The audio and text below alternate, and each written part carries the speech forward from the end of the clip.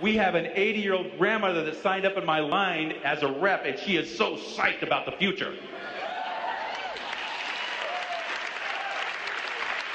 Just for examples purposes, okay? So if you got these 250 representatives working for us, and each one of those representatives has just 20 customers, okay? They're having 20 services for each representative, and each one of those services costs just 38 bucks a month. How many people here have a bill of more than 38 bucks a month? I think we all do.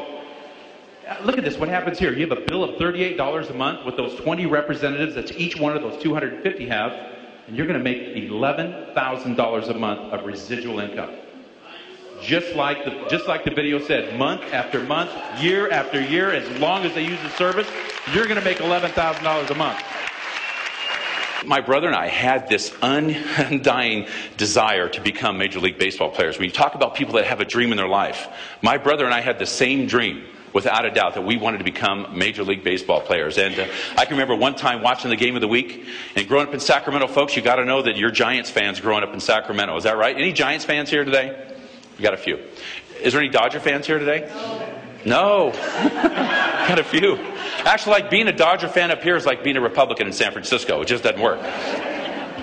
But my brother and I had these dreams, and we were watching the game of the week, and I remember watching the game of the week with my dad there, Giant-Dodger rivalry. I mean, this was just great. You know, I remember it was 1968. I can remember the year. And I'm watching the game, and I told my dad, I said, you know what? Dad, if the Dodgers ever took me on to play for them, if I ever got drafted by the Dodgers, I wouldn't play for the Dodgers for $1 million. That was Steve Sax, circa 1968, right? And then 10 years later, when I graduated from high school and they drafted me, it took $985,000 less for me to sign with the Los Angeles Dodgers.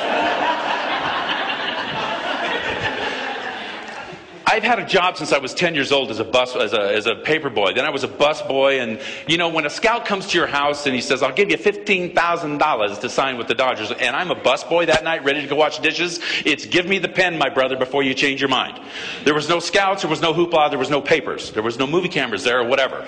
It was give me the pen before you change your mind, and I'm inking this thing. Well, thank you very much, ladies and gentlemen, for having me here today. I'm very proud to be here on behalf of Coca-Cola and really talking about what I think is important in building a championship organization. I was fortunate in my baseball career as a member of the Dodgers to bookend my career with that organization with 2 World Series championship teams. And really, the focus on what it is to build that championship organization was obviously teamwork, perseverance, and what I think is the most important is a great attitude. It got to the point where baseball was actually fun again. Because I think what you got to think about is what's your why. What was your why, and why do you want to do something? Well, let me tell you this. If your why in your business is big enough, your how-to doesn't matter. And that's just what I thought about. My why was bigger than this building, and I was not going to let it kill me. So the how-to was inconsequential. So when going through that, I finally got over it. I was so grateful. Folks, I tell you, there was games in Yankee Stadium where we were up by a run, and there was runners at second, third, and 2 outs in the 9th inning, and I was begging for them to hit me the ball. Please hit me the ball, because this game is over. Baseball got fun again. And I never could have done this without leadership in my family. And I wanted to talk about a few things that I think are very important in somebody working up to success. I mean, I was very fortunate in my career to do exactly what I wanted to do. But I think there's some common denominators that you'll take away here tonight that really supersede any line of work or any distances or time. And a few things I want to go over tonight, talking about having a big dream. I mean, I certainly did that, and I think leadership kind of go hand in hand with one another. If you look at all the leaders in the world, all the way back, I mean, you talk about one of your brethren, if you will, and Henry Ford. Here's a guy who had no education at all.